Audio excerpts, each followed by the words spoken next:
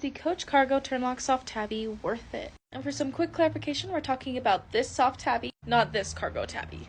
However, since they are so similar, I probably will be bringing this one up here and there for comparison purposes. Starting off with materials, these bags will be made of natural grain leather. Natural grain leather is extremely high quality, and I chose this picture because you can see the natural grain on it and how it's supposed to look a little used. It's supposed to look a little rugged, but it's extremely smooth and durable, and it's resistant to scratches. This is like one of the best leathers you could ever use. This is part of the Tabby family, so it will have the iconic seafront logo. This bag may look like it'll feature feet, but it's actually just rivets on the bottom. It has no feet. It'll come with two straps, a shorter strap and then a crossbody strap, but it has lots of leeway to adjust, and so you can really make it your own with either strap. They are obviously removable right here, but it's in that buckle situation. It's not a dog leash clasp. I also think the cross stitching is really pretty and how it contrasts with the bag. I think it gives it such an expensive feel. This bag features a back slip pocket. It'll have two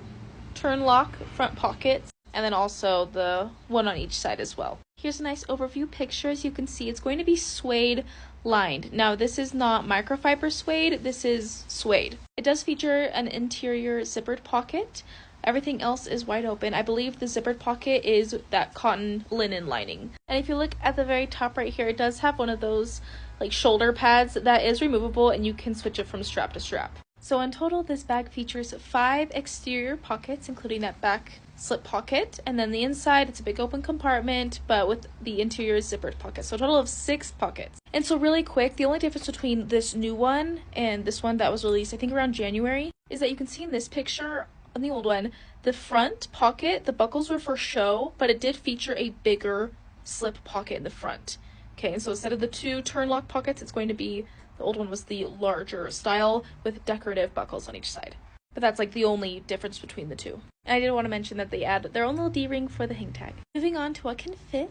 So I own the regular soft tabby, and that bag fits so much for just what it is. And these are actually very similar in size. Obviously the regular one doesn't have exterior pockets and things, but as far as the concept and everything, it's very, very similar. And I'm constantly surprised at how much that soft tabby can fit. In this example here, they have a mini iPad, a card holder. You don't need like a card holder specifically. If you have a large accordion zip wallet, you can definitely fit it in there. And then they have their AirPods and then a set of keys. I feel like when I first saw this bag, I'm like, oh my gosh, it'd be so cute to put my AirPods in this little cargo pocket and then put maybe something else in this pocket. But people mentioned that if your AirPods have a case on them, they probably won't fit in one of the cargo pockets, and it's very snug without a case. Also, when it does come to the back slip pocket, you can put your phone in there, but people are scared it's going to leave lines and indents in the leather, and so they usually just put it inside. It also depends on the size of your phone. If your phone is too big, it won't fit in this pocket. Same kind of goes for all the exterior pockets. Some people were just a little bit nervous that it would indent the leather if they put something a little more angled in there.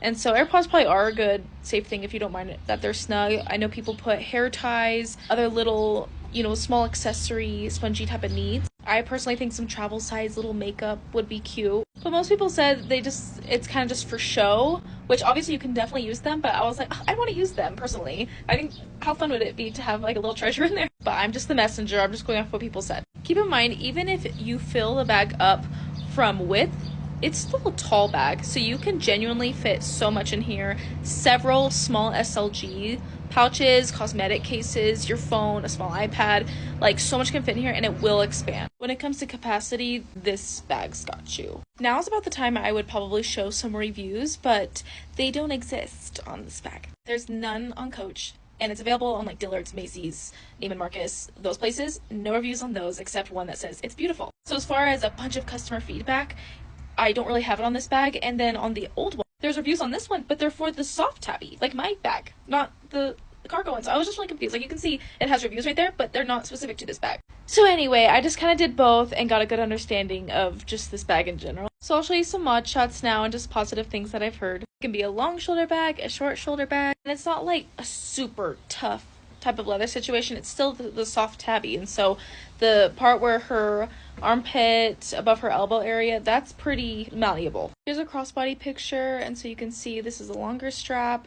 This is also a good picture to kind of see that you can see the rivets at the bottom of the bag, but it does not have feet. Something else that's nice is that the C flap closure. It won't get in your way when you reach inside your bag. It's extremely malleable, just like the regular soft tabby, and so that will give way to wherever you put it. Overall, the main appeal to this bag is just how beautiful, grungy, edgy it looks. I think it'd be so cool to accessorize it, to make it your own, whether that's a twilly on the shoulder strap, a couple bows on each side, a charm. I think it's already such a look that if you made anything to make it a little bit more of your own, it'd look pretty cool. Moving on to the not so great things that I heard and saw. Overall, people that have experienced both of the cargo tabbies preferred this one, and I think it's just because the look of it, and then also it does have that more practical, usable front pocket right there, which kind of just comes back to, I think people just wish that the little cargo pockets were more practical. Also, something I'm going to point out because it was mentioned so often is that it looks like an owl,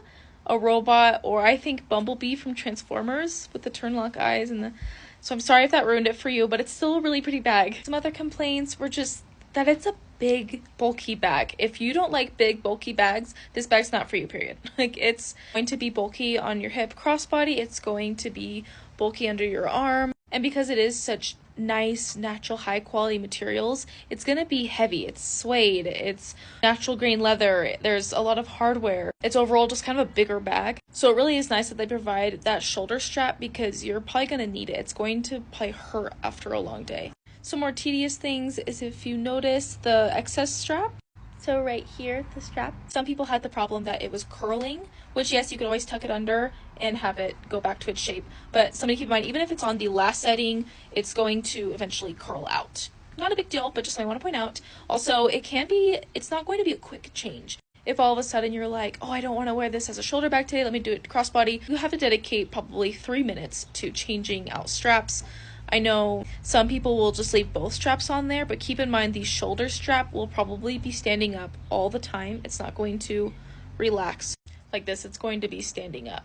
Maybe not as harshly, but to give you an idea.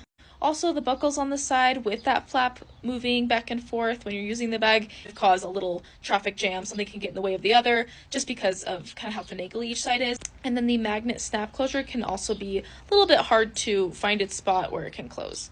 And then also, as you notice, the strap goes over that side little Turnlock closure. That will get in the way if you put something in that little side pocket. That little strap hanging off will get in the way. Long story short, it's a big, bulky bag, okay? But the materials are beautiful. It's a look. It's an aesthetic. And if you don't care about the quirks, this bag is made for you. It's a beautiful bag. And if we talk about resale value, I actually had a very hard time finding these on any secondhand sites. I actually couldn't find one. I also just got an overview of like, okay, there's a bunch of fake ones out there for super cheap. But as far as authentic, good priced ones on the main secondhand sites, I could not find one, which is better news for you if you change your mind after 5 months of owning this bag and you post it for a little bit cheaper than the listing price. It's going to sell very fast. Though it is sold out on Coach, it is available on other sites at that $550 price point. This fall, I would not be surprised if Coach restocked these on their site in different colors and stuff as well. So if you'd want, you can also wait to see what happens. I know that's kind of fun. I know the swing zip, they're going to be releasing new colors and probably restocking. And so definitely something to keep in mind. But as I said, if you cannot get your mind off of this bag, it is beautiful. You've saved your money for it.